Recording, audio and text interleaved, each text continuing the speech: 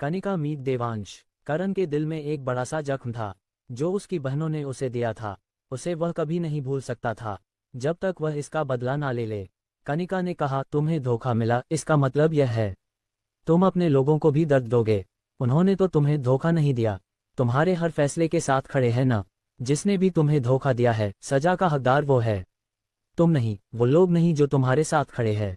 मैं तुमसे थोड़ी सी छोटी हूँ, लेकिन मेरा सफ़र भी कोई आसान नहीं है। हर एक दिन डर लगता है कोई हमारी दानवी शक्ति का पता न लगा ले, वह हमें मार देंगे। मेरी माँ को मार देंगे, मेरे भाई को मार देंगे। और हमारे पास ऐसा कोई नहीं है जो हमारी रक्षा करे, मेरे पापा भी नहीं। कनिका की आंखें नम हो गई। वह बेशक बाहर से बहुत खुश दिखती थी, लेकिन उसका दिल जानता था वह डर डर कर इस दुनिया में रहती थी। करण ने मुड़कर उसे देखा। कनिका की आंखें सिर्फ सच बोल रही थी। कुछ देर के लिए तो करण उसे देखता ही रहा। बस एक पल के बाद उसे लगा जैसे उसे कनिका को गले लगा लेना चाहिए। यह क्या है? मैं इसकी बातें सुनकर भावुक क्यों हो रहा हूँ? इसका मेरा कोई नाता नहीं है, आखिर क्यों मेरे मन में इसके लिए जज्बात जन्म ले रहे हैं? करण मन में बड़बड़ाया। कनिका बोली, मैं सिर्फ इतना कहना चाहती हूँ, जिन लोगों ने भी तुम्हें धोखा दिया है, उन लोगों की वजह से अपने लोगों को दुख पहुंचाओ। हर किसी के पास अपने नहीं होते। कनिका नम आंखों से करण को देखा, फिर सिसक कर उस जगह से चली गई। करण बस खड़े खड़े ये देखता ही रहा। फिर उसने उस सूप को देखा जिसमें से गर्म धुआं निकल रहा था। कुछ पल उसी जगह खड़े रहने के बाद उसने उस कटोरे को उठाया और अपने कदम एक कमरे की दिशा में बढ़ा दिए। जिस कमरे में करण आया था उसमें पारो थी, जो पलंग पर शांति से बैठी हुई थी। लेकिन जब उसने करण को देखा तब हड़बड़ा कर खड़ी हुई। क्या हुआ? करण ये सुनकर उसके पास आया, फिर पलंग पर बैठकर उसे बैठने का इशारा करने लगा। पारो चुपचाप उसके बगल में बैठ गई। करण ने एक चम्मच सूप निकाला, फिर उसे पारो को पिलाने लगा। पारो ने बिना कुछ कहे सूप पिया। उसकी नज़र इस वक्त करण की आंखों पर टिकी हुई थी। करण ने कहा, मुझे तुमसे ऐसे बात नहीं करनी चाहिए थी, मुझे माफ़ कर दो। पारो ये सुनकर पहले तो सन रह गई, फिर अगले ही पल उसके चेहरे पर जज्बात उभर आए। वह झट से करण के गले लग गई। अगली बार ऐसा कभी मत कहना, वरना मैं अपनी जान दे दूंगी। पारो के आंसू करण के कपड़ों पर बहने लगे। पारो को सच में करण की बात का बहुत बुरा लगा था। पूरी दुनिया उसे गलत समझे, उसे फर्क नहीं पड़ता था। करण उसके बारे में क्या सोचता है, इससे फर्क पड़ता था उसे बस। करण उसे रोता देख उसके सिर को सहलाने लगा। वह भी जानता था पारो उससे बहुत प्यार करती है, लेकिन अपने साथ हुए हादसे से वह इतना ज्यादा टूट गया था, इस बारे में वह पूरी तरह से भूल ही गया। बहरहाल उनका जहाज सेंट्रल सिटी के लिए तेजी से बढ़ता चला जा रहा था। वहीं सेंट्रल सिटी के बाहर काफी सारे लोग नजर आ रहे थे। ये सब लोग स्टार सिटी के लोग थे। उनके सामने एक बड़ा सा सुरक्षा कवच था, जिसे देख आसिफ ने कहा, हमारा शक सही साबित हुआ, इस जगह एक सुरक्षा कवच है। मतलब वह लोग जरूर अंदर है और कुछ तो ऐसा कर रहे हैं जिस वजह से इस जगह खून की गंध तेजी से बढ़ रही है। सही कहा, लेकिन पहले हमें इस सुरक्षा कवच को तोड़ना होगा, वरना हम इस जगह आगे ही नहीं बढ़ पाएंगे, सरजीत ने कहा। इस पर बाकी तीनों कमांडर भी राजी हो गए और पांचों हवा में उड़ने लगे, फिर तेज रफ्तार के साथ उस सुरक्षा कवच को तोड़ने के लिए आगे बढ़े। मगर वह उस तक पहुंच पाते, उनके सामने ढेर सारी शक्तियां जमा होने लगी, जो देख वह लोग एकदम से रुक गए। तुम सब अब भी जिंदा हो, लेकिन संख्या बहुत कम हो गई है। एक भारी सा फिगर उनके सामने प्रकट हो गया। वह एक ड्रैगन जैसा था और यह था लॉर्ड ड्रैगन का पहला श्रेष्ठ कदम। उसे अचानक से सामने देख सब सरतक हो गए। यह उन नकल से ज्यादा ताकतवर और खतरनाक था, लेकिन अगर सिर्फ वह आता तो भी मिलकर उसे रोका जा सकता था। पर उसके पीछे 6 और फिगर नजर आने लगे। उनमें से एक अजगर, दूसरा तितली जैसा दिखता था। हम पहले से बुरी तरह जख्मी है, इनका सामना करना अब और भी मुश्किल होगा। ऊपर से ये लोग 7 है, हम सिर्फ 5। आसिफ ने चिंता जाहिर की। इस पर सरजीत ने दृढ़ता से कहा, उनकी संख्या थोड़ी ज्यादा हो, लेकिन हम हार नहीं मानेंगे। ये सुनकर क्रांति और बाकी सब उनके पीछे आ गए। आप इन 7 को हम पर छोड़ दीजिए, आप सबको अपनी ताकत लॉर्ड बीस्ट से लड़ने के लिए बचाकर रखनी होगी, अभिनव ने कहा। इस पर क्रांति ने भी अपनी तलवार पर पकड़ कसकर कहा, हमें भी शौर्य दिखाने का मौका दीजिए, इन सबको हम ही संभाल लेंगे। बाकी सब भी इसी तरह के विचार रख रहे थे, लेकिन ये सब सुनकर कदम ने हंसते हुए कहा, तुम हमसे लड़ोगे? ऐसा है तो फिर इनसे कौन लड़ेगा? उसने इतना कहा ही था कि जमीन पर एक साथ कई सारे बीस्ट नजर आने लगे। उनकी मिली जुली ताकत बहुत ज्यादा थी, उनकी संख्या लगभग 1000 थी। उन सबको देख उनके माथे की चिंता और भी ज्यादा बढ़ गई। अभी अभी उस जगह पहुंचा देवांश भी ये देख डर सा गया। ये लोग तो बहुत सारे हैं, देवांश बड़बड़ाया। लेकिन फिर एक गहरी सांस लेकर उसने दृढ़ता से कहा, कितने भी हो, मेरी बहन तक पहुंचने से नहीं रोक सकते। तभी कदम ने हंसते हुए कहा, मौका था तुम लोगों के पास जाने का, लेकिन उसे तुम लोगों ने गंवा दिया। अब इस जगह तुम सबका अंत निश्चित है। फिर गहरी आवाज में बोला, बहुत दुख दिया है तुम लोगों ने हमें, लेकिन आज के बाद सब कुछ बदल जाएगा। सालों से दफन नफरत का सैलाब आएगा, जिसमें तुम्हारी स्टार सिटी हमेशा के लिए तबाह हो जाएगी। सपने अच्छे देखते हो, लेकिन सच करने के लिए तुम जिंदा रहोगे या नहीं, ये तो अभी तय हो जाएगा, आसिफ ने दांत पीसते हुए कहा। फिर बाकियों से बोला, हम 5 इनमें से 5 को संभाल लेंगे, बाकी दोनों को तुम में से किसी को संभालना होगा। इस पर पिंकी बोली, मैं और अभिनव उस तितली को संभाल सकते हैं। हाँ, मैं इसके लिए तैयार हूँ, अभिनव ने कहा। तभी क्रांति भी ऐसा ही कुछ बोलने वाली थी, लेकिन इससे पहले ही पैंथर टीम की लीडर निर्मला ने कहा, उस अजगर को मैं और मेरे साथ अभय संभाल लेंगे, बाकी सब नीचे की भीड़ साफ करे, यही अच्छा होगा। ऐसा कहते हुए निर्मला ने मुस्कुराते हुए क्रांति को देखा। वह ऐसे गंभीर मौके पर भी क्रांति को नीचा दिखाना चाहती थी। क्रांति इस बारे में कुछ कहती, आसिफ ने सिर हिलाते हुए कहा, ठीक है, फिर सब अपने काम पर लग जाओ, इस कदम को मैं देखता हूँ। ऐसा कहते ही आसिफ अपने हाथों में शक्तियां भरकर आगे बढ़ गया। कदम ने उसे देख मुस्कुराते हुए कहा, काफी दिन हो गए, एक अच्छी फाइट नहीं की, उम्मीद है तुम निराश नहीं करोगे। ऐसा कहते ही ऊंचाई पर आ गया। उसके सामने आसिफ था। अगले ही पल दोनों में भयानक मुकाबला शुरू हो गया। दोनों के टकराने से धमाके होने लगते, शक्तियों की लहरें पागलों की तरह बहने लगती।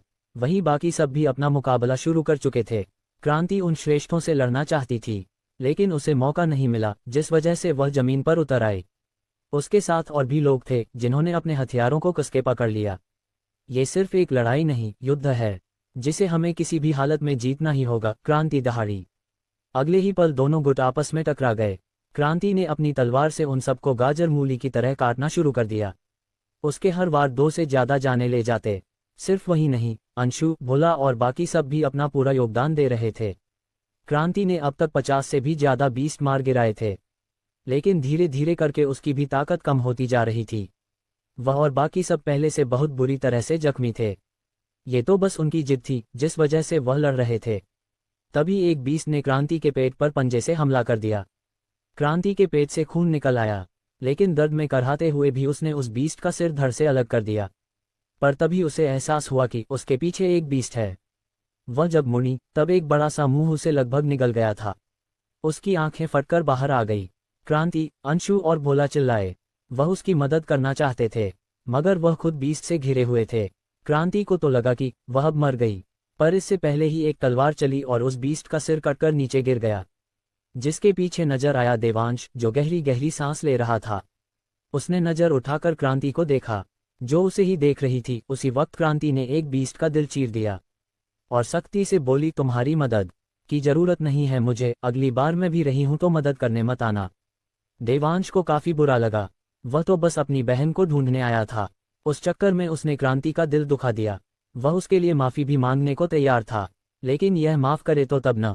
बहरहाल उसने इस पर ज्यादा ध्यान नहीं दिया। इस वक्त उसका लक्ष्य था वह सुरक्षा कवच, जिसके पार उसे जाना था। बस उसी को लक्ष्य बनाकर वह आगे बढ़ता चला गया। इधर आसमान में भयानक मुकाबला चल रहा था। बीस्ट ट्राइब ज्यादा भारी पड़ रही थी इंसानों पर। तुम बच्चे मुझसे लड़ने की सोच भी कैसे सकते हो, तितली ने कहा, और अपने पंखों को फड़फड़ाकर उसने बिजली शक्तियां जमा करके पिंकी और अभिनव पर मार दी। दोनों इस हमले से काफी जख्मी हो गए, लेकिन जवाबी कार्रवाई उन्होंने भी। पिंकी ने अपने हाथों को घुमाया और एक साथ कई सारे छोटे छोटे दिल तितली के आसपास नजर आने लगे, जो अगले ही पल तेज धमाके के साथ फूट गए। इस मौके का फायदा उठाकर अभिनव ने अपनी पंच तकनीक का इस्तेमाल किया। उसका पंच जब आगे बढ़ रहा था, तब उसके पीछे एक बड़े से सफेद शेर की परछाई बन रही थी। तितली को वह पंच पड़ा, एक धमाका हुआ। इम्पैक्ट से तितली कुछ दूरी तक गई। अभिनव को भी कुछ दूरी तक पीछे आना पड़ा, लेकिन उसके चेहरे पर एक मुस्कान थी। उसे लगा कि इस हमले से तितली की हालत खराब हो जाएगी, पर तभी उसे और पिंकी को अपने ऊपर नीचे 2 शक्ति चक्र नजर आए। भागो, पिंकी चिल्लाई, पर जब तक काफी देर हो गई थी, उन दोनों शक्ति चक्र से एक साथ बिजली की बारिश होने लगी। दोनों को इतने तगड़े झटके लगे, उनके शरीर नीला पड़ने लगा। तुम दोनों मुझे नहीं हरा सकते बच्चों, तितली ने गला फाड़कर हंसते हुए कहा। बहरहाल सेंट्रल सिटी से कुछ दूरी पर एक जहाज नजर आ रहा था। डेक पर काफी सारे लोग जमा थे, उनमें से करण और पारो भी थे। उनका जहाज सेंट्रल सिटी के बाहर आकर रुक गया। सामने भयानक मुकाबला चल रहा था। जिसे देख रोनित ने दांत पीस लिए, अभी मैं मरा नहीं हूं। रोनित में अब थोड़ी बहुत जान आ गई थी। वह खड़े खड़े बस तमाशा नहीं देख सकता था। उसने अपना पैर पटका, फिर पारो से बोला, हमें तुम्हारी जरूरत है, आगे आओ। पारो ने उसे एक नज़र देखा, मगर वह आगे नहीं आई, क्योंकि करण अब भी शांत था। जब तक करण कुछ नहीं करता वह कुछ नहीं करने वाली थी। उसको एक ही जगह पर खड़ा देख रोनित को काफी अजीब लगा और अजीब गुस्से में बदल गया। तुम्हारे सामने इतने सारे इंसान मारे जा रहे हैं और तुम हो कि बस खड़ी खड़ी तमाशा देख रही हो। इस जंग में हम सबको तुम्हारी जरूरत है। पारो अब भी शांत थी। उसने करण को देखा, जो उस जंग को नजरअंदाज करके किसी और ही दिशा में देख रहा था, मानो उसका इस जंग से कोई लेना देना ना हो। उसने शब्द ट्रांसफर तकनीक का इस्तेमाल करके कहा, वह सुरक्षा कवच एक झांसा है, उसके पीछे कोई नहीं है। वो जो किला देख रही हो। पारो ने मुड़कर देखा, वहां सच ने एक काले रंग का किला था। करण ने कहा, उसके पीछे है वो लोग। इसका मतलब ये सुरक्षा कवच दिखाकर इन सब का उल्लू बना रहे हैं। पारो बड़बड़ाए, ये 7 बीस्ट तो सच में कुछ ज्यादा ही चालाक थे। शुक्र है इस जगह करण है, वरना उनका पता लगाना ही लोहे के चने चबाने जितना मुश्किल होता। ये दोनों तो आपस में शब्द ट्रांसफर तकनीक का इस्तेमाल करके बातें कर रहे थे, मगर उन दोनों को कुछ न करते देख रोनित को बहुत बुरा लगा। लेकिन वह उनका कुछ कर नहीं सकता था, इस वजह से वह खुद ही आगे जाने लगा। मगर इससे पहले ही कनिका जहाज से कूद गई।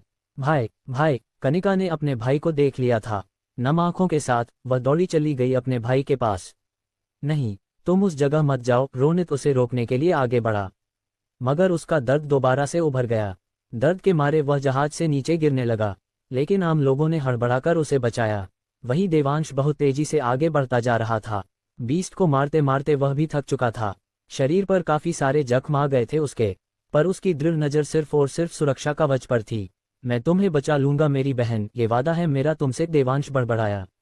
मगर उसी वक्त उसे एक जानी पहचानी आवाज सुनाई दी, भाई भाई, मैं यहाँ हूँ, यहाँ। ये सुन देवांश का दिल तेजी सी धड़क उठा।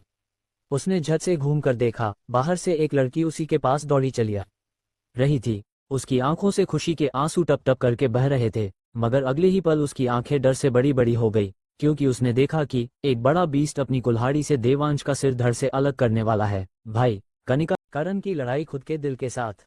कनिका जहाज से उतरकर अपने भाई के पास भागी थी। देवांश ने भी कनिका को देख लिया था। उसकी आंखें एकदम से नम हो गई, चेहरे पर खुशी झलक आई। लेकिन जब उसने अपनी बहन के चेहरे पर डर के भाव देखे, वह सावधान हो गया। उसे एहसास हुआ कि एक बीस्ट उसे मारने वाला है और वह उसका जवाब देने में देरी कर चुका है।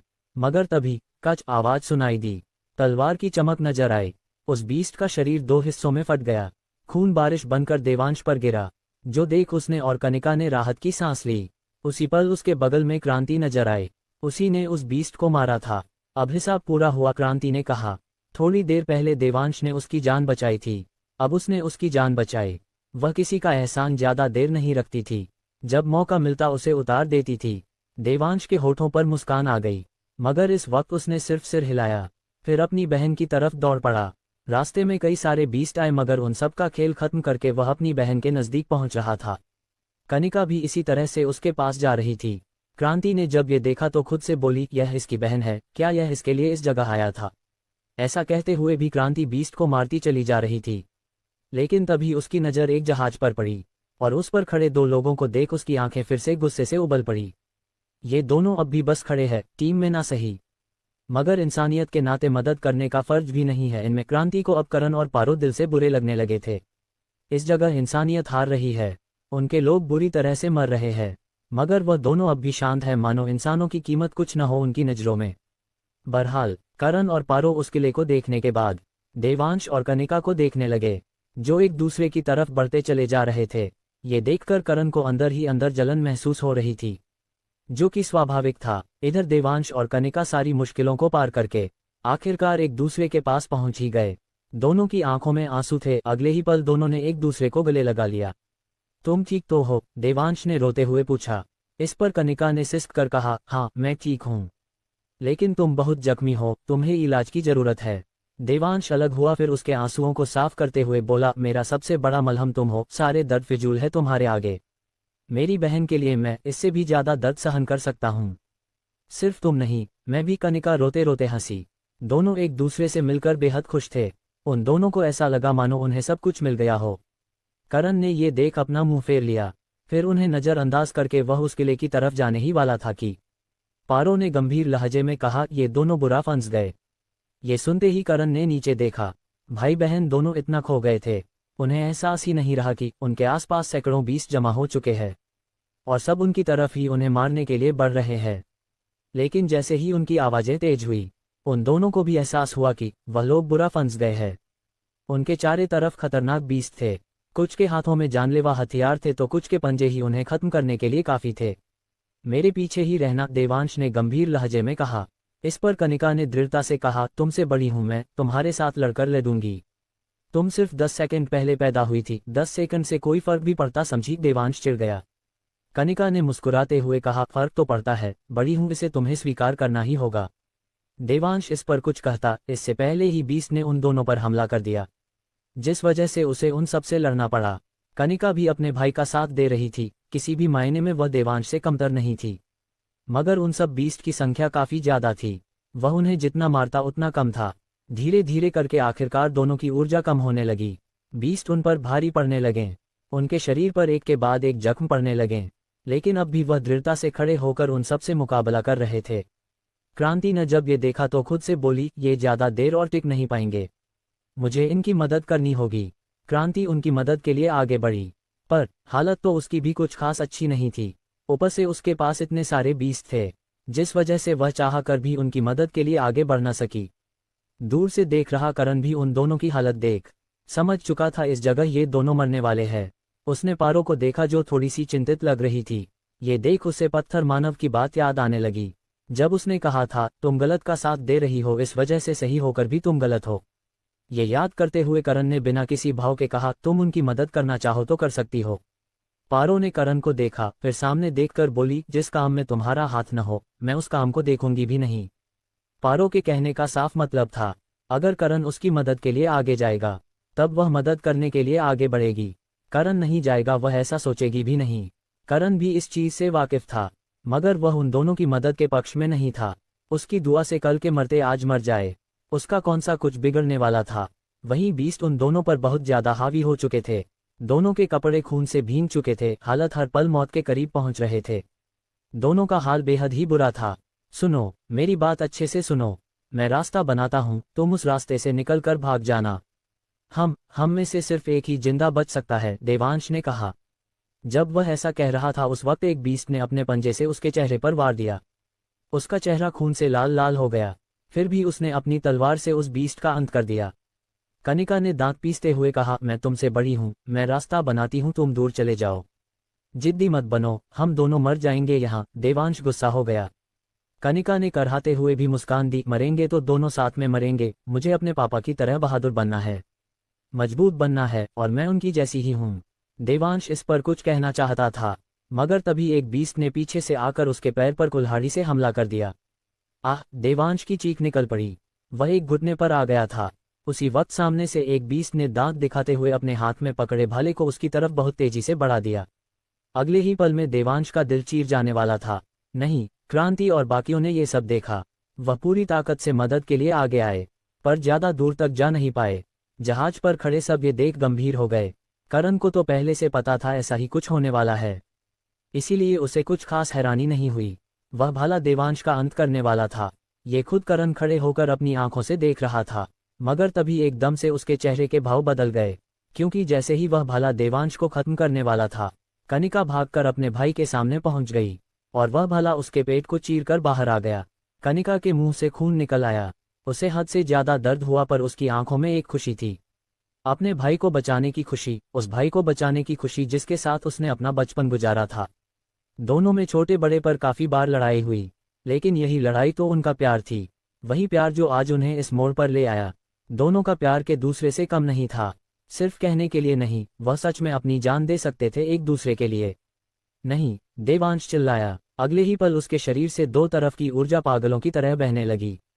दानवी ऊर्जा और शुद्ध देवता ऊर्जा, एकदम से उसकी ताकत बढ़ गई। देवांश ने अपनी तलवार से उस बीस्ट के सिर अलग कर दिया, फिर हड़बड़ा कर उसने उस भाले को बाहर निकाला। कनिका उसकी बाहों में आ गई, लेकिन अब वह खुश नहीं थी। ये तुमने क्या कर दिया? दानवी ऊर्जा क्यों इस्तेमाल की? मुझे फर्क नहीं पड़ता, अब नहीं पड़ता फर्क। देवांश फूट फूट कर रोने लगा। कनिका ने उसके गाल पर हाथ रखते हुए कहा, ऐसा नहीं करना चाहिए था। अब ये तुम्हें भी अपना दुश्मन मानेंगे। कनिका जब ऐसा कह रही थी उस वक्त सारी लड़ाइयां रुक चुकी थी। देवांश के पास से सारे बीस्ट दूर हो चुके थे। इंसानों की आंखें फैली हुई थी, खासकर क्रांति की। यह एक दानव है। क्रांति ही नहीं, बाकी सबको भी यकीन नहीं हो रहा था। लेकिन ये हैरानी जल्दी ही नफरत में बदलने लगी। उनके लिए देवांश सिर्फ और सिर्फ अब एक दुश्मन था, जिसे खत्म करना बेहद जरूरी था। ये तो एक दानव है, वो भी ऐसा दानव जिसके शरीर में शुद्ध देवता ऊर्जा भी है। इसे देखकर लॉर्ड बीस्ट बेहद खुश होंगे, कदम ने मुस्कुराते हुए कहा। वहीं आसिफ ने सरजीत से कहा, इसको इसी वक्त मारना होगा। यह अगर बीस्ट ट्राइब से जुड़ गया या फिर दानव जाति से जा मिला, तब इंसानियत पर बहुत बड़ा खतरा बन जाएगा। फिर इस खतरे को पनपने से पहले ही खत्म करना बेहतर होगा, सरजीत ने कठोर स्वर में कहा। अब इस जगह उन्हें बीस्ट से बड़ा खतरा देवांश लग रहा था, और बीस्ट के लिए देवांश एक खास चीज जो उनके लिए फायदे का साधन था। क्रांति को ये सब देखकर अच्छा नहीं लगा। उसने चिल्लाते हुए सरजीत से कहा, आप ऐसा नहीं कर सकते। उसने अब तक हमें नुकसान नहीं पहुंचाया है। उसे मारना सरासर गलत है। तुम चुप रहो क्रांति, तुम अगर उसका साथ दोगी तो तुम्हें गद्दार माना जाएगा, और गद्दारों के साथ किस तरह का बर्ताव करते हैं ये तो तुम अच्छे से जानती हो, पेंथर टीम की लीडर ने बेहरमी से कहा। उसका साथ देते हुए सरजीत भी बोला, इस मामले में नाक मत अड़ाओ क्रांति, यह मेरा आदेश है। क्रांति कुछ कहना चाहती थी मगर कुछ कह ना पाए, मदद करना चाहती थी मगर मदद कर ना पाए। वहीं जहाज पर खड़े लोग भी हैरान थे। दानव जाति से है ये, लेकिन क्यों? वो लड़की इतनी अच्छी है, उसे मारना, उसे किस तरह से? रोनित को समझ नहीं आ रहा था वह इस मुद्दे पर क्या बोले। कनिका ने जिस तरह से उनके साथ बर्ताव किया था, करण से उनके लिए लड़ गई थी, उनकी रक्षा के लिए खुद सबसे आगे खड़ी थी। वह एक दानव कैसे हो सकती है? क्रांति भी ऐसा ही सोच रही थी। जिस तरह से देवांश ने उसे बचाया था, उसकी डांट सुनी, पलटकर कोई जवाब नहीं दिया। ऐसा शख्स एक दानव कैसे हो सकता था? लेकिन इन सब से अलग करण एकटक कनिका को देख रहा था। उसका चेहरा बिल्कुल शांत था। जिस तरह से कनिका अपने भाई के लिए आगे आए, उस भाले को अपने ऊपर लिया, इस चीज ने करण को अंदर तक हिला दिया। अगले ही पल उसकी आंखों के सामने फ्लैशबैक आने लगे, जहां पर उसने अपनी बहनों को बचाने के लिए हर एक से लड़ाई की।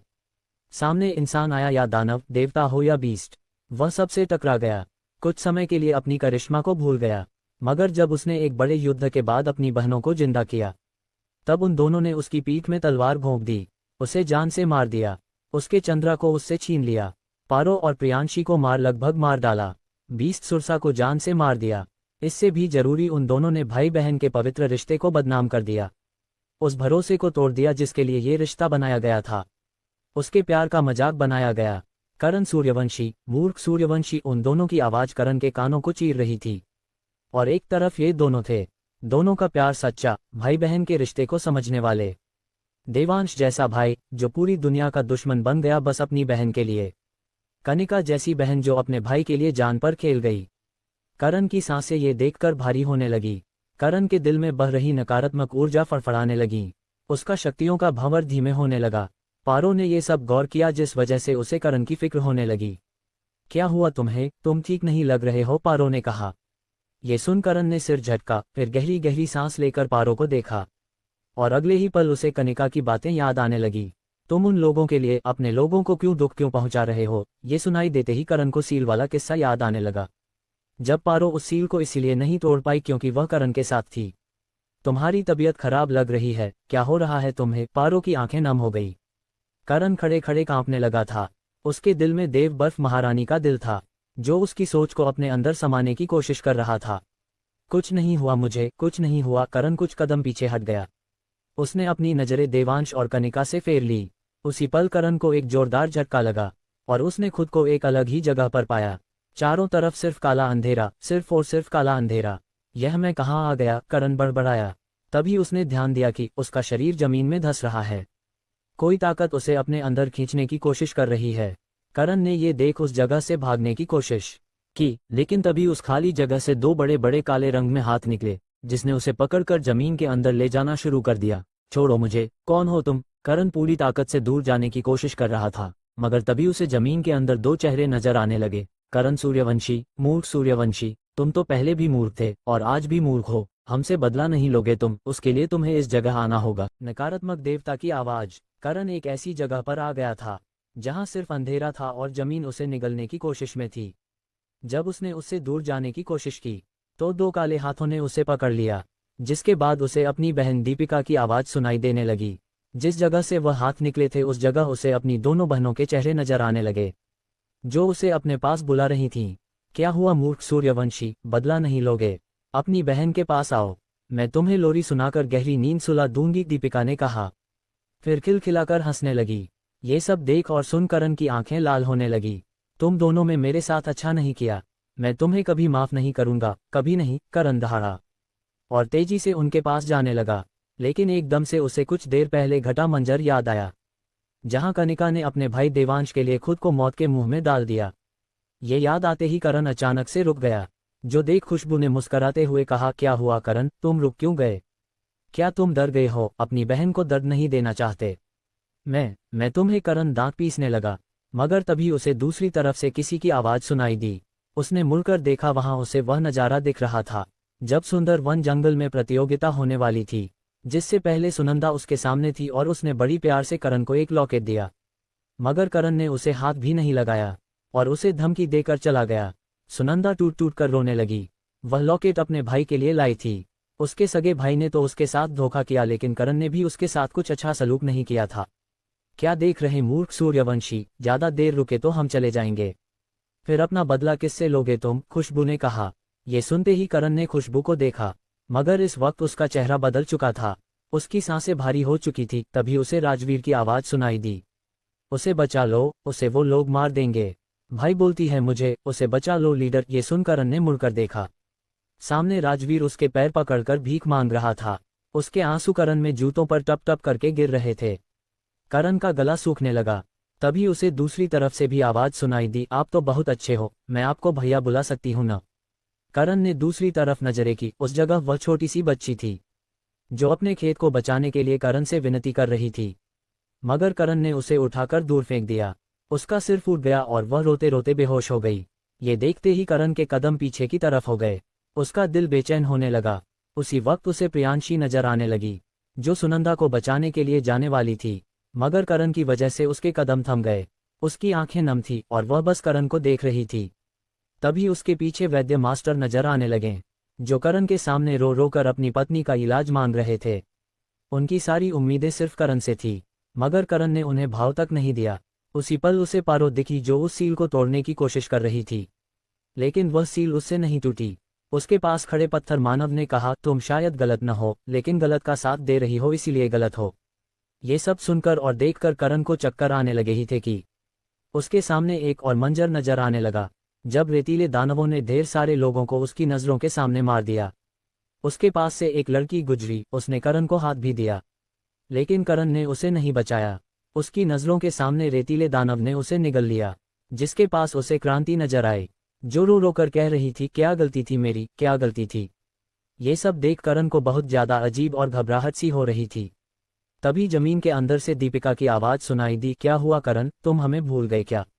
भूल गए किस तरह से मैंने तुम्हारी पीठ में तलवार घुसाई थी, किस तरह से पारो और प्रियांशी को मारा था, और मैंने तुम्हारा सीना चीरकर नंदक तलवार को निकाला था, ओह मार करना।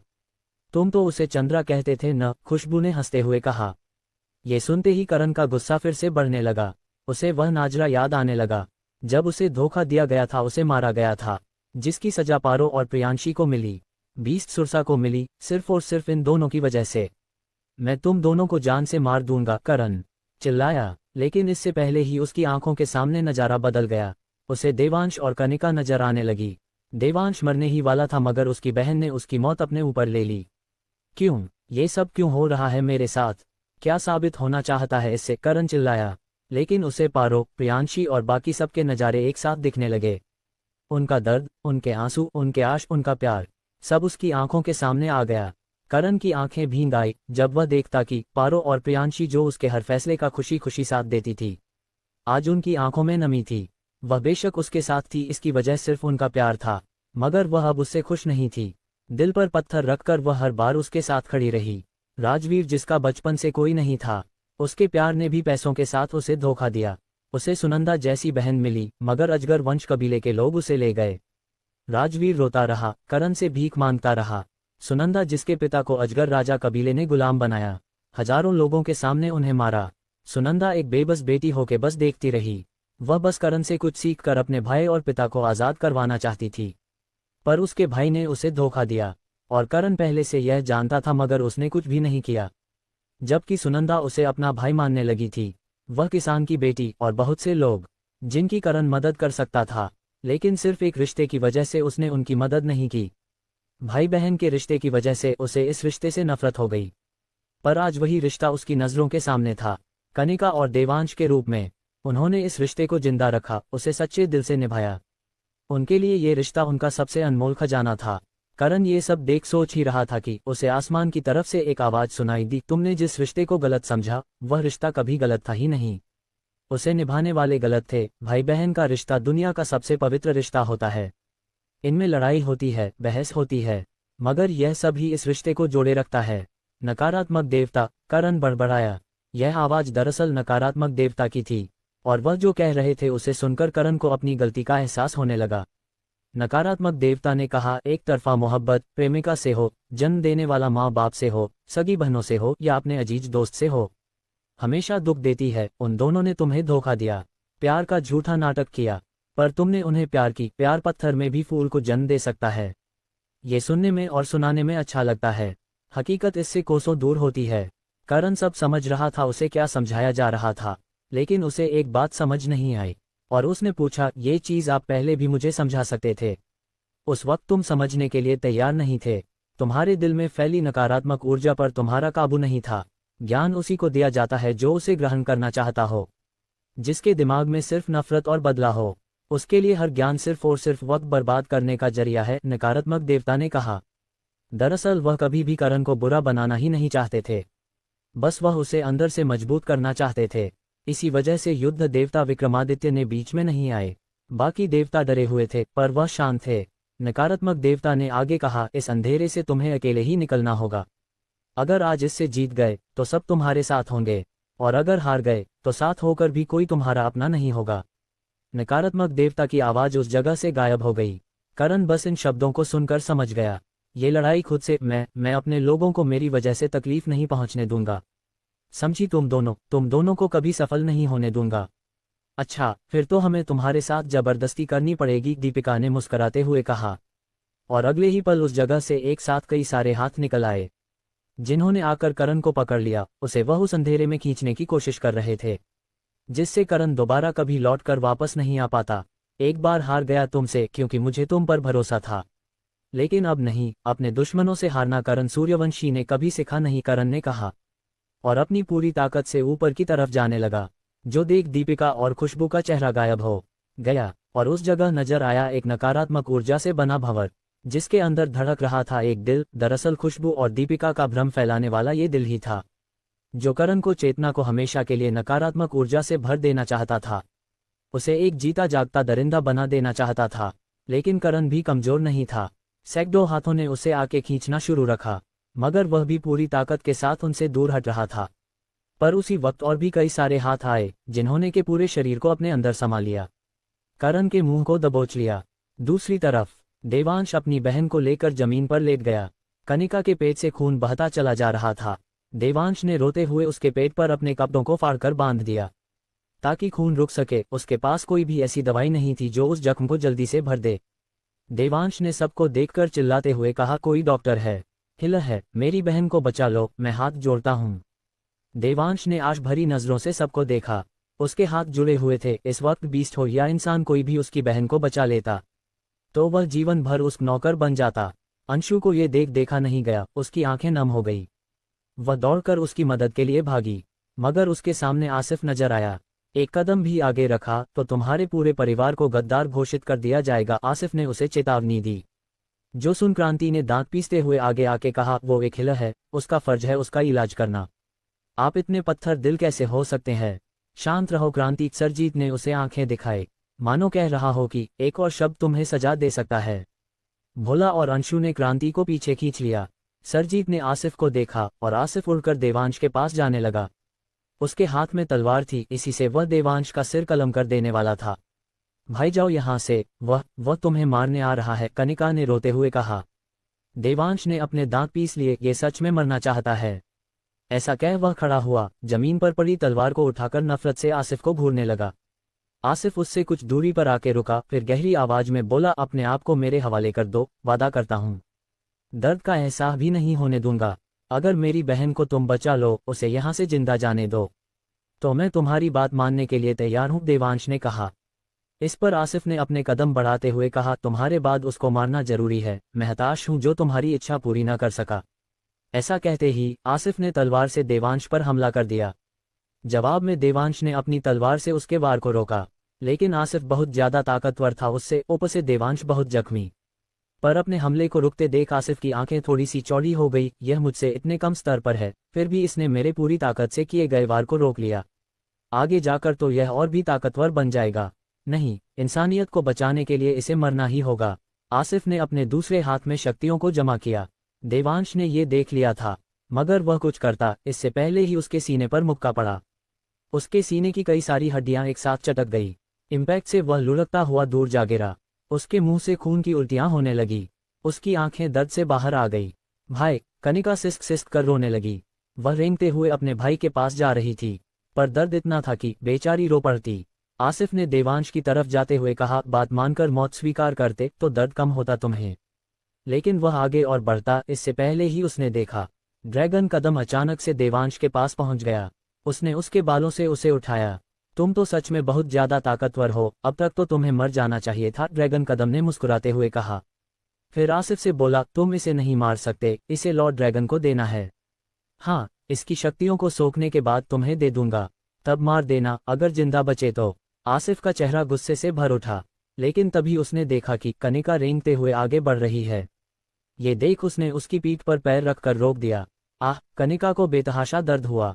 उसे जाने दो, देवांश चिल्लाया, लेकिन आसिफ ने कोई रहम न दिखाते हुए अपने जूते को कनिका के जख्म पर गड़ाना शुरू कर दिया। उसके मन में दानवों के लिए गहरी नफरत थी। तुम लोगों ने मेरे माता पिता को खा लिया, तब से तुम सबको खत्म करने की कसम ली है मैंने, तुम सबको मार दूंगा मैं। आसिफ ने दांत पीसते हुए कहा। सबकी नजरों के सामने उसने अपनी तलवार को हवा में उठाया, जो देख देवांश चिल्लाया। क्रांति ने मुट्ठी भींच ली। बाकी सब ये देखकर खुश होने लगे। हर कोई चाहता था कनिका मर जाए। करण इज बैक। आसिफ ने अपने जूते से कनिका के जख्म को दबा रखा था। वह चीख रही थी, रो रही थी, अपने भाई के पास जाने की कोशिश कर रही थी, मगर आसिफ को उस पर कोई रहम नहीं आया। उसकी तलवार हवा में थी और सबकी नजरें उस पर। दरअसल आसिफ दानवों से बेहद नफरत करता था।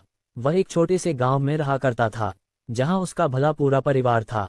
एक दिन दूर शहर घर का सामान लेने गया। जब वापस आया तो उसे पता चला उसके गांव पर दानवों ने हमला किया था, और उस हमले में उसके परिवार का अंत हो गया। उस दिन से आसिफ के मन में दानवों के लिए गहरी नफरत ने जन्म ले लिया। उसने मेहनत की, बहुत मुश्किलों का सामना किया, और दानवों को मारते मारते उसने उन्हें जड़ से खत्म करने का मिशन बना लिया। बहरहाल हवा में उसकी तलवार चमक रही थी, बाकी सब बस तमाशा देख रहे थे। देवांश पागलों की तरह चिल्ला रहा था, पूरी ताकत लगा रहा था कदम से खुद को छुड़वाने के लिए, लेकिन उसके आगे वह बेहद कमजोर सा था। मेरी बहन को छोड़ दे, वरना मैं तुझे जिंदा नहीं छोड़ूंगा, देवांश चिल्लाया। मगर आसिफ ने उसकी एक न सुनी, अपनी तलवार से कनिका के सिर पर वार कर दिया। जो देख देवांश का मुंह ठंडा पड़ गया। वह तलवार उसके सामने उसकी बहन के सिर के पास पहुंची। अगले ही पल कनिका का सिर कलम होने वाला था, उसकी जान जाने वाली थी। लेकिन तभी कुछ ऐसा हुआ जिसे देख सबकी आंखें फैल गई। एक हाथ ने आकर उस तलवार को नजदीक आते ही रोक दिया। जो देख पारो के होठों पर हल्की मुस्कान आ गई। वहीं आसिफ और बाकी सब उस हाथ को देखते हुए नजर उठाकर देखने लगा। सामने एक फिगर था जो बेहद शांत था, उसकी नजरें कनिका पर टिकी हुई थी। कनिका को उस फिगर के बस पैर दिख रहे थे। उसने जब सिर उठाकर ऊपर देखा तो वह खुद भी दंग रह है। देवांश भी एकदम से हिल सा गया। गुरु, देवांश बड़बड़ाया। दरअसल वह फिगर कोई और नहीं करण था, जिसने सही मौके पर आकर कनिका को बचा लिया। आसिफ की आंखें सख्त हो गई। तुम एक दानव को बचाने की कोशिश कर रहे हो? करण ये सुनकर कुछ देर शांत रहा। दर्द में कराह रही कनिका को देखकर उसने नजर उठाए। ठंडी आवाज में उसने कहा, दानव के खिलाफ खड़ा हूं। क्या मतलब? आसिफ ने गुस्से में अपनी तलवार को लेने की कोशिश की, मगर करण के हाथ से तलवार ऐसे चिपक गई थी मानो चुंबक हो। आसिफ पूरी ताकत भी लगा ले तो भी तलवार वापस नहीं ले सकता था। ये देख सरजीत और बाकियों की आंखें छोटी हो गई। वह हड़बड़ाकर आसिफ के साथ आके खड़े हो गए। तुम एक इंसान हो, और इंसान होकर एक दानव की रक्षा करके तुम इंसानियत को खतरे में डाल रहे हो। भूलो मत, इन लोगों कितने लोगों को खाया है, सरजीत ने कहा। करण ने ये सुना, फिर ठंडी निगाहों से उसे देखा। इतने बूढ़े होकर भी तुम इतने अक्लमंद नहीं हो पाए। अच्छे और बुरे का फर्क करना नहीं आया तुम्हें, करण ने कहा। ये सुन सारे कमांडर नाराज नजर आने लगे। आसिफ ने दांत पीसते हुए कहा, बदतमीज, अपने बड़ों से बात करने का ढंग नहीं है तुम्हें। उसने इतना कहा ही था कि उसने ध्यान दिया कि करण ने तलवार को इतनी ताकत से पकड़ा, तलवार में क्रैक पड़ने लगे। अगले ही पल तलवार टूटकर चूर चूर हो गई। इम्पैक्ट से आसिफ लड़खड़ाकर दूर हो गया, मगर इतनी ज्यादा ताकत देख उसका दिल तेजी से धड़क उठा था। बाकी लोग भी थोड़े से डर गए थे। करण ने उन सबको नजरअंदाज करके कनिका के पास बैठ गया। उसने उसे सीधा लेटाया, फिर एक बूंद खून को अपनी आंख में रगड़कर उसकी रिपोर्ट पढ़ने लगा। कनिका दर्द में थी पर उसकी नज़र एक टक बस करण पर थी। पता नहीं क्यों अब उसे करण के पास होने से एक गर्माहट महसूस हो रही थी, ऐसी मानो कोई ऐसा हो जो उसके लिए कुछ भी कर सकता है, बिल्कुल उसके भाई देवांश की तरह या फिर उससे भी ज्यादा। कनिका को यह भी एहसास नहीं हुआ उसने कब करण का हाथ पकड़ लिया था। करण ने कहा, तुम्हारे अंदरूनी ऑर्गन खराब नहीं हुए हैं। ऐसा कहते ही करण ने बर्फ की पकड़ तकनीक का इस्तेमाल करके उसके पेट पर एक बेल्ट बांध दी, जिससे उसका खून रुकना बंद हो गया। फिर कुछ गोलियां खिलाकर बोला, इस किस्से को खत्म होने से फिर मैं तुम्हारा पक्का इलाज कर दूंगा।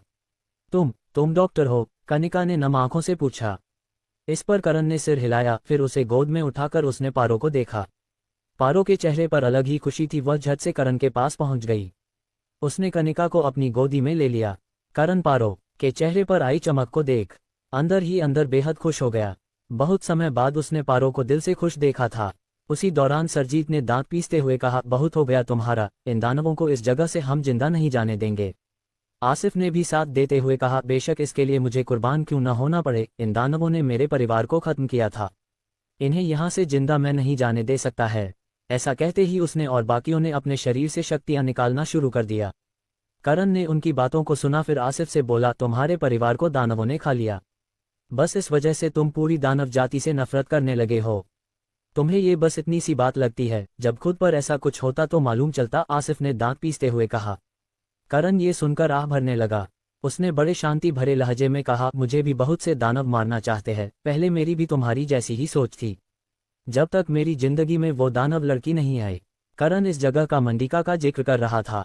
उसने आगे कहा, वो लड़की शुरू में मुझे मारना चाहती थी, मेरे लोगों को नुकसान पहुंचाना चाहती थी, इंसानों को खाती थी, लेकिन जब से वह मेरे साथ रहने लगी, धीरे धीरे उसने इंसानों को खाना छोड़ दिया, मेरे अपनों की चिंता करने लगी, मेरे लिए अपनी जान पर खेल गई, और आज भी वह मेरी वजह से कैद में है क्योंकि उसके बदलने की कोशिश की।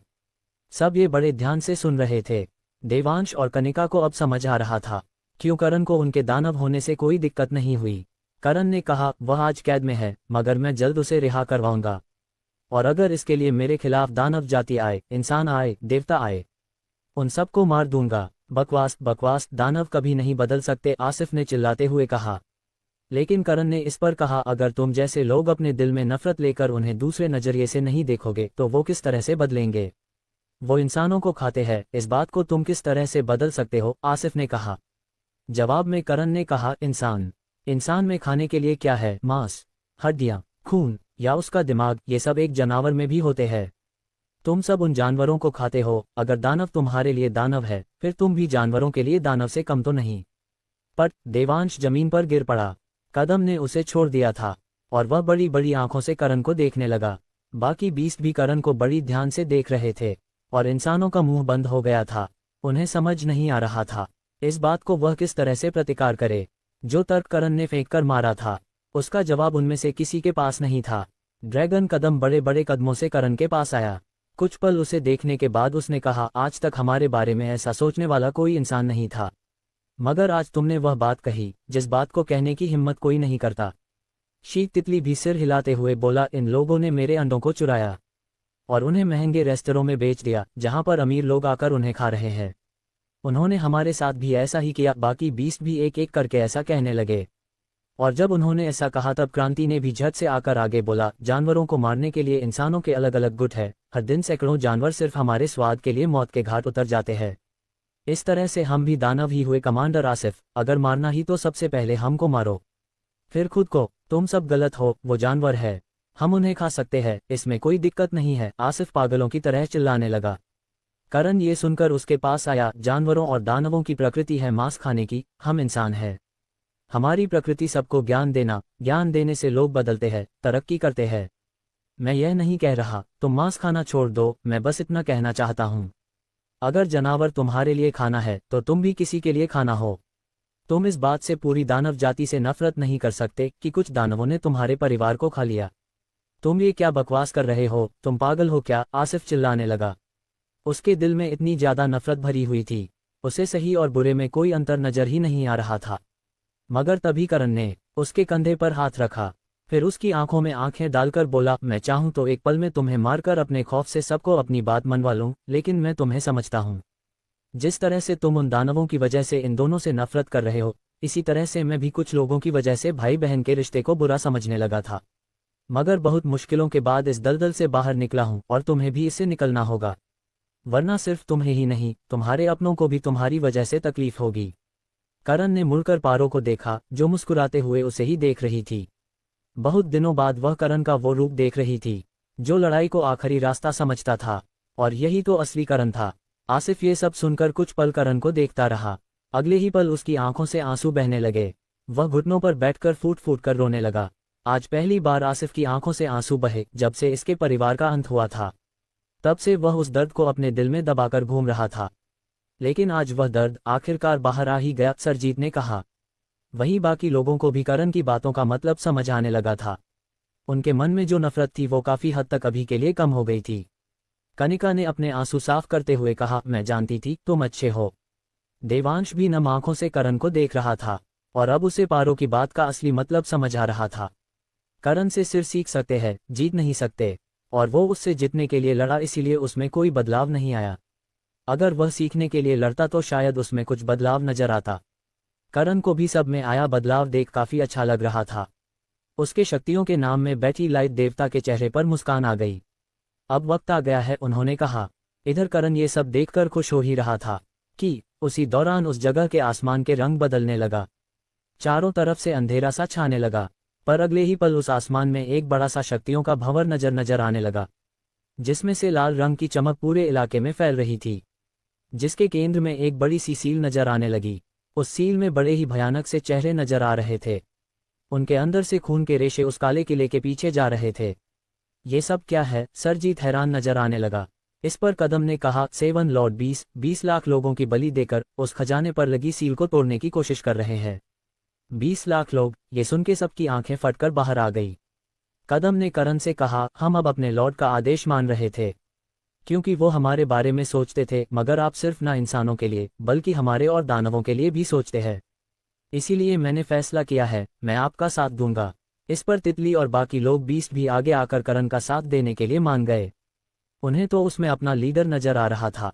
इंसानों की तो आंखें ही बाहर आ गई थी। ये दुश्मन जो उन्हें मारने वाले थे, वह अब उनका साथ देंगे। सबसे बड़ा झटका तो खुद आसिफ को लगा। फिर खुद को संभाल कर बोला, आप सही थे, बदलाव आ सकता है, बस बदलाव लाने वाला चाहिए। फिर सिर झुकाकर बोला, आपका क्या आदेश है? बाकी कमांडर भी अपना सिर झुकाकर खड़े हो गए। श्रेष्ठ 20 भी करण के सामने झुके हुए थे, जो देख पारो बड़बड़ाते हुए बोली, फिर से बन गया लीडर, बेचारी की किस्मत। ये सुन कनिका और देवांश ने करण को देखा, जो अपना सिर खुजा रहा था। उसे भी नहीं लगा था ये लोग उसे लीडर ही बना बैठेंगे, मगर क्या कर सकते हैं, मैं हूं ही इतना खास, सबके लिए प्यारा बन जाता हूं। मुंह मियां मिट्ठू बनने के बाद उसने क्रांति से कहा, बोलो लीडर, क्या करना है अब? मैं? क्रांति भ्रमित नजर आने लगी। करण ने सिर हिलाते हुए कहा, तुम ही तो हमारी लीडर हो, आदेश दो। क्रांति कुछ देर तो करण को देखती रही, फिर सीना फूलाकर सिर उठाकर बोली, हम जख्मी लोग और बाकी कमजोर 20 बंदियों को रिहा करवाएंगे। तुम, पार्वती और बाकी श्रेष्ठ 20 उन लॉर्ड 20 को हराएंगे। लेकिन हम उतने ताकतवर नहीं है, हम इनका सामना नहीं कर सकते, ड्रैगन कदम ने कहा। इस पर सरजीत ने उसके कंधे पर हाथ रखते हुए कहा, हम देंगे न तुम सबका साथ।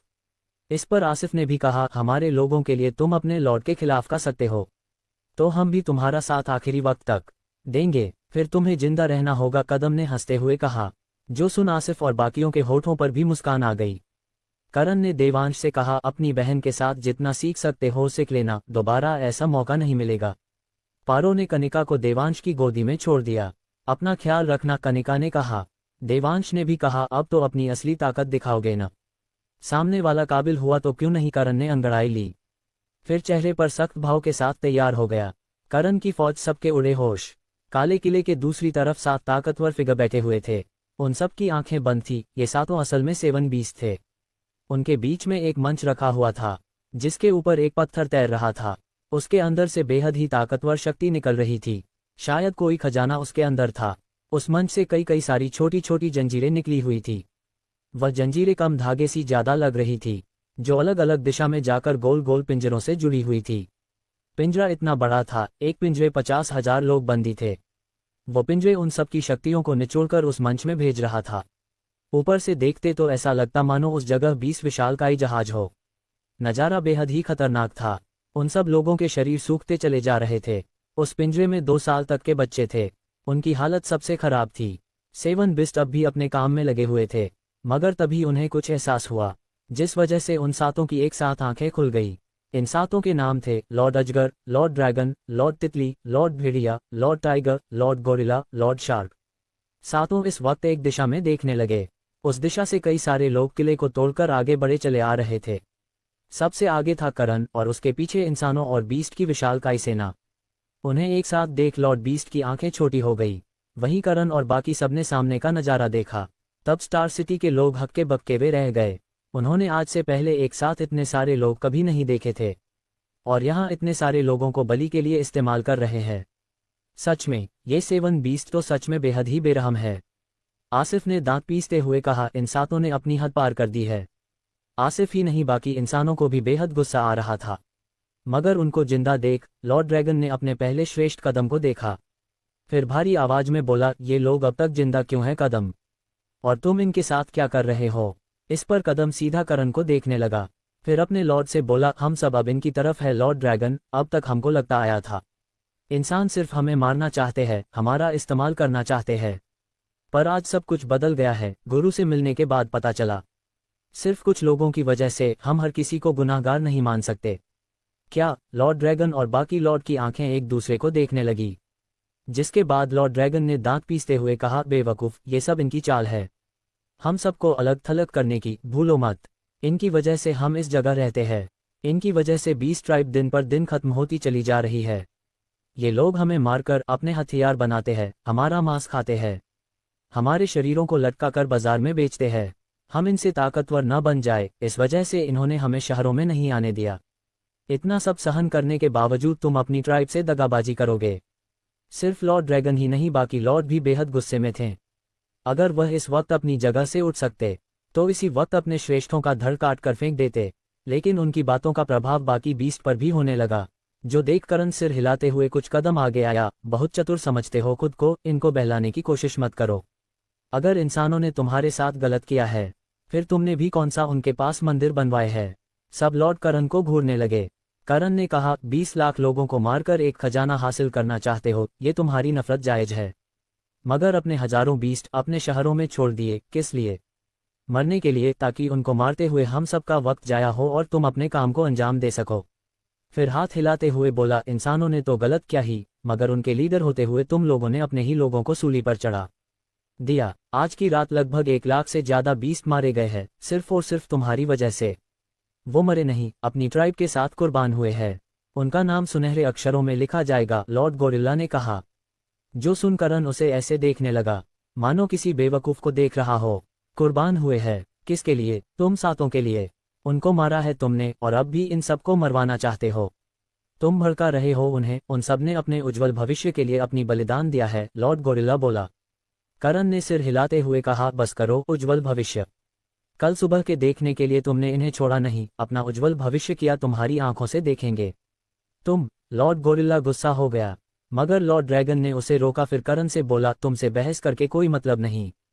लॉर्ड ड्रैगन ने अपने लोगों को देखा, अब भी मौका है, इनको खत्म करके अपना काम खत्म करो, वरना अंजाम अच्छा नहीं होगा।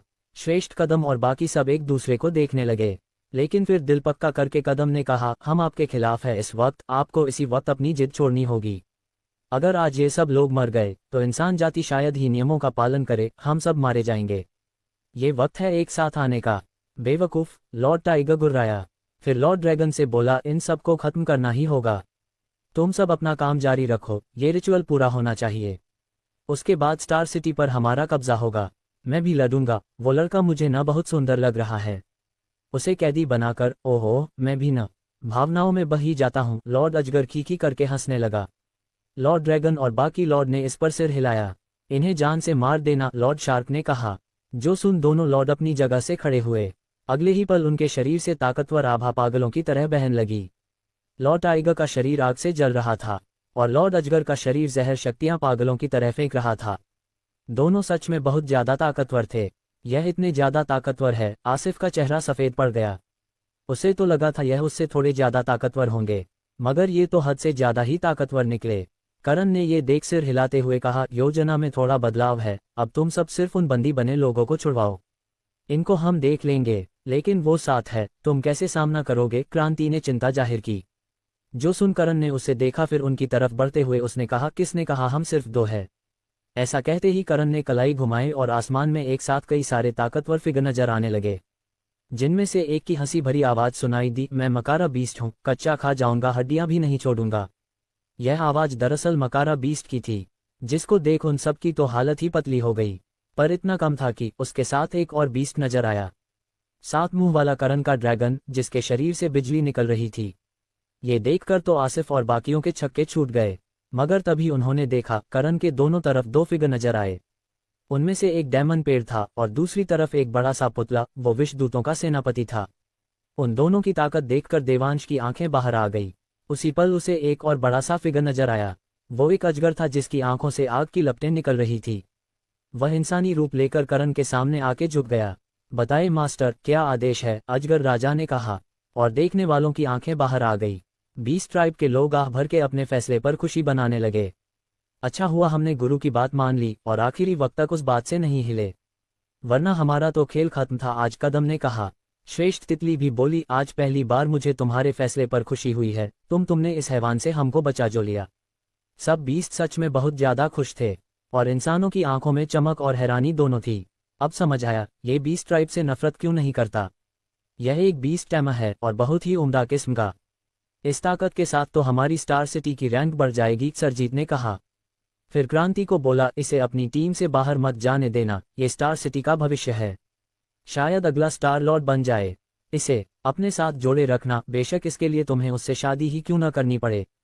कमांडर, क्रांति का चेहरा लाल पड़ गया। हालांकि वह समझ रही थी कमांडर के कहने का क्या मतलब है। अगर करण जैसा इंसान दूसरी सिटी में चला गया, तब स्टार सिटी का ही नुकसान होगा। देवांश जो उसके पास खड़ा था, ये सब सुनकर उसके होंठों पर मुस्कान आ गई। उसने अपनी बहन को देखा, जो टुकुर टुकुर मकारा बीस्ट को देख रही थी। क्या हुआ? देवांश ने पूछा। इस पर कनिका ने सिर हिलाते हुए कहा, कुछ नहीं, बस कुछ याद आ गया था। खैर छोड़ो, ऐसा कह कनिका बड़ी ध्यान से करण को घूरने लगी, जो अजगर राजा से कह रहा था, उन पांचों को रोको, पर ध्यान रहे वह मरने नहीं चाहिए। जी मास्टर, अजगर राजा ने सिर हिलाया और करण के सारे बीस्ट उन पांचों को देखने लगे, जो मंच के पास बैठे हुए थे।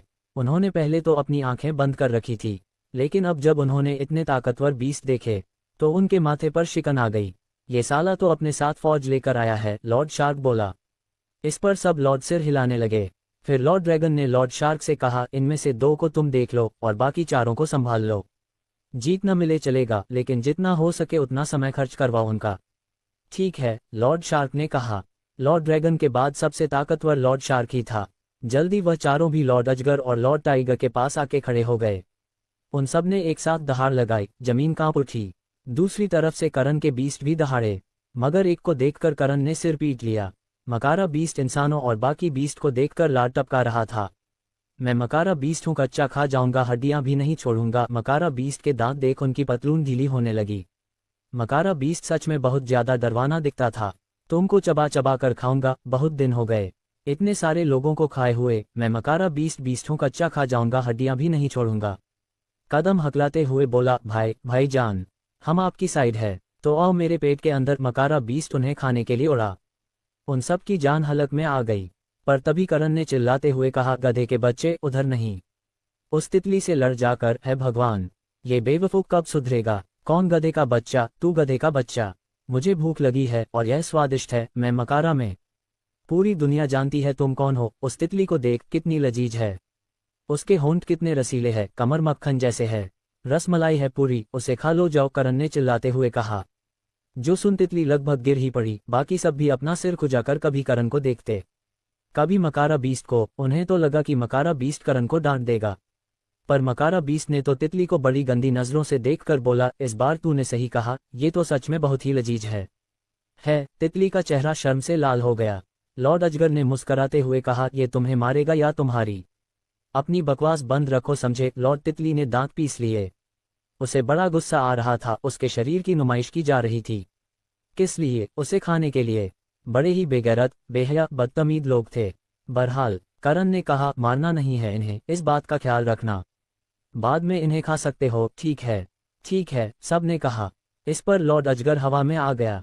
फिर करण को अपने पास बुलाकर बोला, आओ ना मेरे पास, हम दोनों अकेले में लड़ते हैं। इतने खूबसूरत मर्द के साथ मुकाबला आज तक नहीं किया, और मैंने इतने अजीब प्राणी के साथ भी। करण अगले ही पल लॉर्ड अजगर के सामने पहुंच गया, और उसने उसकी ताकत का जायजा लगाते हुए खुद से कहा, ये लगभग 5वें चरण का महासम्राट है, इसको हराने के लिए मेहनत तो करनी पड़ेगी। ऐसा कह उसने कलाई घुमाई और सुमित्रा की दी गई मिडिल लेवल की तलवार को निकाल लिया। उसके बाहर आते ही देवांश गंभीरता से करण को देखने लगा।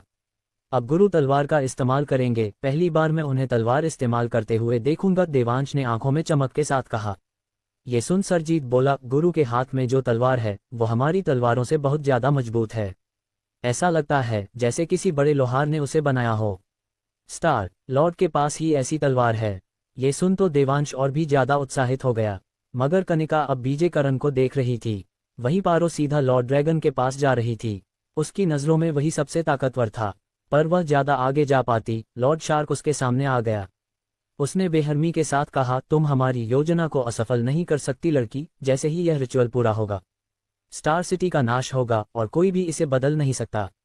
अच्छा सोचते हो, काश ये पूरा हो पाता। पारो ने कलाई घुमाई और करण की दो भी ब्लैक कलर की तलवार को पकड़ लिया, और जैसे ही उसने तलवार में शक्तियां चैनल की, उस जगह की हवा रुख ही बदल गया। चारों तरफ गर्म हवाएं चलने लगी। पारो के शरीर से ताकतवर आभा फूटकर बाहर आने लगी, जिसे महसूस कर लॉर्ड शार्क के माथे पर चिंता की सिलबट्टे बन गई। लॉर्ड गोरिल्ला, तुम्हें दो को संभालना होगा। लॉर्ड गोरिल्ला के सामने ड्रैगन था, फिर भी उसने सीना पीटते हुए कहा, मैं तुमसे ज्यादा ताकतवर हूं, देख लूंगा। लॉर्ड शार्क का मुंह बन गया, मगर उसने उससे कोई बहस नहीं की और पारो से लड़ने के लिए तैयार हो गया। सबने अपने अपने विरोधी चुन लिए थे और अब एक बड़ी जंग शुरू होने वाली थी। अंडरस्कोर दोस्तों, दिल, जब से करण इस ग्रह पर आया है तब से आपने कुछ नोटिस किया?